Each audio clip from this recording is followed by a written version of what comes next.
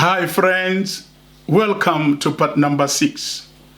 Is there anything called Holy Communion in the Bible? Should we partake in the Holy Communion? Let's look at 1 Corinthians chapter 11 verse 20 to 34. It is not the Lord's Supper that we eat when we meet because we eat before others. Others are hungry while others had enough. The Lord's Supper here literally talks about the evening meal eaten by believers, more especially after fellowship. It is dedicated to the Lord. It does not in any way refer to the so-called Holy Communion. It is not a Holy Communion service. It is just a breaking of bread after fellowship. Did you get that? Paul rebukes these believers to go and eat at their homes and stop despising the church of God.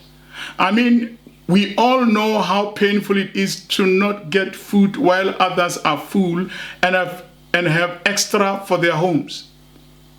The pain is too deep, my friend. To the faint-hearted, it is not easily forgotten. Paul explains in details what he learned from the Lord, how Jesus perfectly managed the Passover service, which he had with his disciples the night of his betrayal. They all ate together at the same time. No one lacked any food. Jesus took bread, broke it, and gave his disciples and said, "This is my body broken for you. Do in remembrance of me." In the same way, he took the cup and said, "This cup is the New Testament in my blood. Do in remembrance of me." He continued to say that as they eat the bread and drink the cup, they show the Lord's death till he comes. This is Paul narrating what transpired that night. The Passover was celebrated in high order and decency. Paul then took advantage of that. He is like saying, how would it be taking the bread and cup unworthily? One taken before the other, one full and others empty?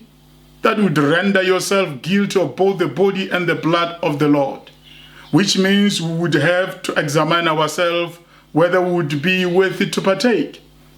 The cup was passed from one hand to another, with all in attendance and all well seated. Even Judas was there. We were not there, even Paul. He is only a narrator of the story. What this says is that when we eat one before the other, others are full while others are empty. It is taking the Lord's Supper unworthily. We have to examine ourselves. We are eating and drinking damnation to ourselves, because we do not discern the Lord's body. We do not respect the body of Christ, the church. You see that? We do not care or feel for one another in the church. We are not our brother's keepers. We are selfish. As long as I got enough, I'm satisfied. This is the attitude of the church today. I wonder how many churches were broken because of improper care. I guess many divisions are caused by the lack of care for one another. Others are given maximum care, others not given care at all. The poor in the church are the most victims. Ephesians 4:32.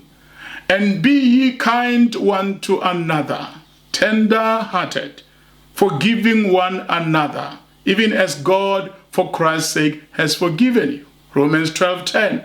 Be kindly affectioned one to another with brotherly love, in honor preferring one another. Romans 12:13. Distributing to the necessity of saints, given to hospitality. Romans 12:16. Be of the same mind one toward another. Mind not high things, but condescend to men of low estate. Be not wise in your own conceit. Acts chapter 4 verse 34. Neither was there any among them that lacked. 2 Corinthians 8:15. As it is written, he that had gathered much had nothing over. He that had gathered little had no lack. proper care for one another. This is what is expected when we gather to eat the Lord's Supper. Because of lack of care for one another, that is why some are weak among us, some are sick, and many died. Okay? Imagine you are sick in the hospital, no one comes to see you, no one prays for you, no one shows concern for you. You will lose strength and can die eventually. Paul closes the matter by saying in 1 Corinthians 11:33, "Wherefore, my brethren, when you come together to eat, tarry one for another." You see, this chapter is all about care for one another. It is not partaking in the so-called Holy Communion. Let us discern the Lord's body. Let us be sensitive one to another in the body of Christ.